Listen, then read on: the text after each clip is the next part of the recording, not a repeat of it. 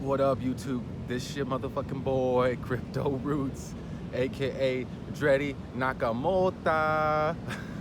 And you know what I'm saying? Crypto Marley, Crypto Obama, the blockchain hustler. And we chilling in Mexico. You know what I'm saying? Drinking coconuts on the beach with my new crypto mentee, the beautiful goddess. You know what I'm saying? And I'm just interviewing her, not really interviewing her. I'm just gonna ask her questions about Bitcoin, and we're gonna toss around some ideas. So, first of all, Ali, what do you know about Bitcoin? That it's like a coin that does not exist really. That's just like numbers on the internet. Okay. Now, who did you hear about it from? A friend of mine who's a programmer. Okay. Okay. And do you own any Bitcoin right now? Not really. Okay.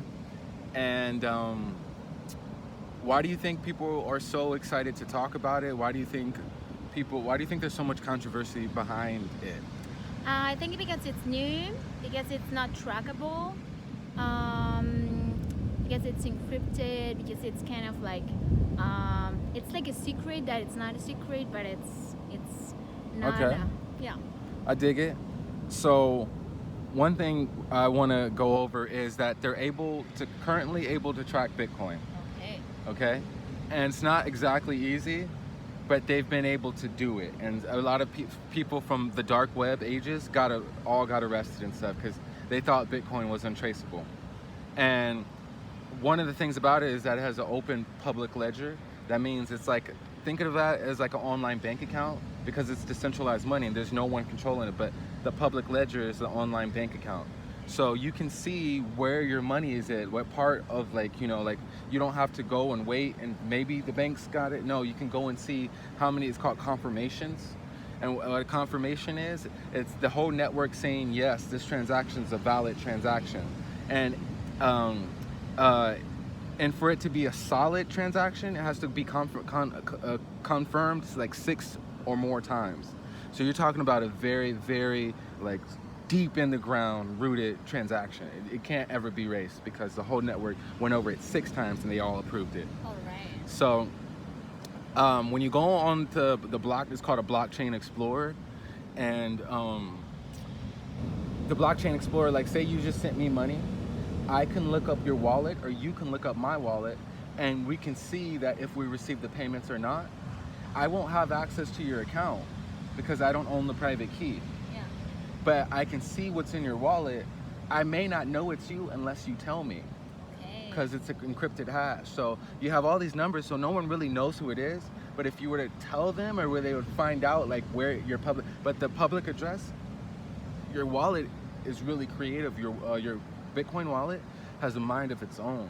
Okay. It's like a mathematician, and what it does is every time you use it, like every wallet's different, but every time you use it, it gives you a different public address. Okay. To people, because a public address is what you can show everyone publicly. This is where you send me money.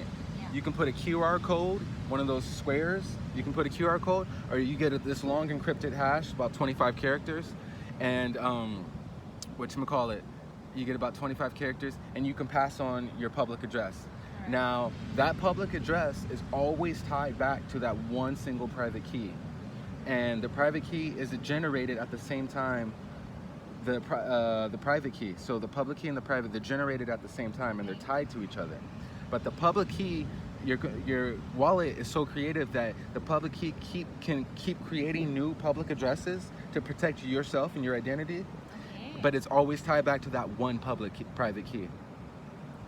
Yeah, so it keeps it's like you. a creative man. Exactly. So what the governments, they're not smart enough. They think they can kind of control Bitcoin. They think that they call it blacklisting. Like, don't send money to this address. Anybody who's illegal and you send money to the address, but this is a terrorist and stuff.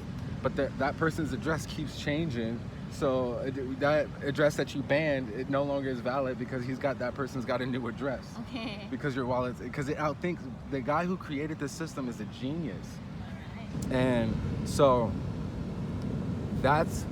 basically, so what I'm going to say is that there are other coins. They're called privacy coins. And privacy coins are like, for instance, there's a coin called Monero.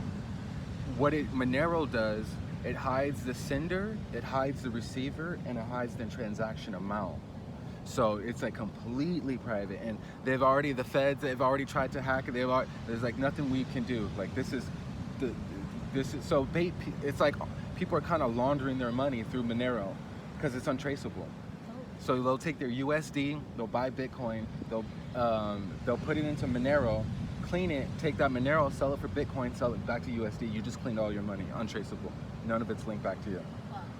Right now, and there's nothing they can do about it. There's nothing they can do about it. And they can't shut down the Monero system because it's all decentralized too. It works a lot like Bitcoin, but different. So there's more and more privacy coins, and there's a new coin called Grin, which is like a Mimblewimble. So there's all these coins that have aspects of what Bitcoin doesn't have, but Bitcoin could always be thrown on, like they call it layers. So we can add on without changing the system. We can add on to the system, and we can make it securely and safely. But the thing why it's so hard to do that is, sorry, I know I'm keep like moving the camera, and my glasses are crooked. But the thing about why it's so hard to do that is because it's even harder to make decisions in a decentralized network. Because remember, everything's centralization, so it goes down to one person. It's slow, but it decentralizes, like no one controls this. So how do you get all these people who've never met each other, who no one controls, how do you get them all to agree on, it's called new rules on Bitcoin, new feature, like how to fix this so it's better for everybody else. So that takes a long time, which actually would seem like, they call it like a bug, like they call it like something wrong with the program, or like a bug, but it's actually a feature. Because if anyone could just change it at any time, a group of people, then the system's not strong anymore. Yes. So you're gonna have to, it's called overwhelming consensus. It means you have to have like 80-90% of the people really like your idea. Okay. So much so that they're gonna actually implement it. So much so that anyone who doesn't agree with your idea, who doesn't choose to update their software, is gonna be left behind. Their transactions after that point will no longer be valid. So it's called like a hard fork almost. And we'll get into that, what a hard fork is. But so yes, so there are cryptocurrencies that cannot be tracked, and the privacy thing is a very big issue, and we fucked up the first time. We didn't secure the internet the way we should have. And because the internet is not secure, the way we didn't put privacy, like encryption into the internet when it first came around, now we're being monitored completely. Yes. Now they know everything about us. And now, so with this next step with Bitcoin, if we don't get this privacy thing right, we're done for, basically. Like if they can track Bitcoin and they can track, and they can control it, they can stop it, they can put you in jail, we're kind of losing, So it's very important we really get this privacy thing down as soon as possible before Bitcoin even takes off mainstream. Before we even start working on other things about Bitcoin, we need to make this so we can keep our privacy. Exactly. But even if we don't do it with Bitcoin, we can do it with other currencies. But Bitcoin's the strongest and longest blockchain, so it's what we have to go off of. Yeah. And the thing about cash, think about cash. What makes cash cash? I'm not sure what makes cash cash. That's great. That's great. At least you're honest. Most people try to bullshit themselves. And what makes cash cash? There's three main attributes of cash. Okay? Cash is peer-to-peer. Once I hand you 100 pesos, it's only for me and you. There's no bank taking that. There's no transaction fee. There's no nothing. It's me handing you 100. So it's peer-to-peer. That's what cash is. And it's anonymous. You didn't know where that 100 pesos came from, and I have no idea where that 100 pesos is gonna go. Feel me?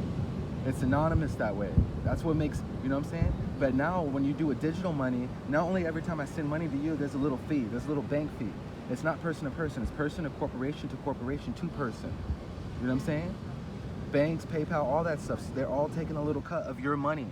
You know what I'm saying? Yeah. So, and so now that we know that it's peer-to-peer, now that we know it's anonymous, there's a term called fungible. Fungibility, you ever heard of that? No. Fungibility is when you can exchange something for itself. That means I hand you old 100 pesos, it's worth a crumbled 100 pesos. It's, you know what I'm saying? It Yes. doesn't matter what form it is, it's still worth the same. Yeah. But if I hand you 100 pesos and then, you know, it's like I want some American money back, whoa, it's different. It's not the same. You owe me a little bit more. It's Yeah. not fungible. You can't exchange it for itself. It needs a whole different value. So that's called non-fungible. And we'll get into that because that has, in blockchain technology, that has like a whole nother thing. It makes it unique since it can't be changed for anything else.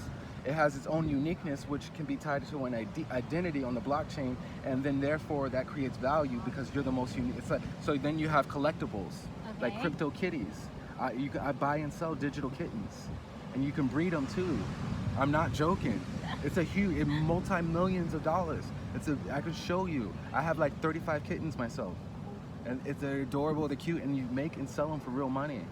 For real, and then you can hire them out to breed. That's the cutest way to earn I'm money. seriously, and this is it's called a DApp, Decentralized Application. And this is one of the biggest DApps right now is digital kittens that are unique on the blockchain. No one has a copy of your kitten. You have your kitten, I and do. everybody in the whole knows it, and you can have value in that. You can breed them too. I want a kitten. You had She- me at kittens. She wants kittens. So that's crypto lesson 1 with my mentee, Alejandra. We're chilling in Mexico.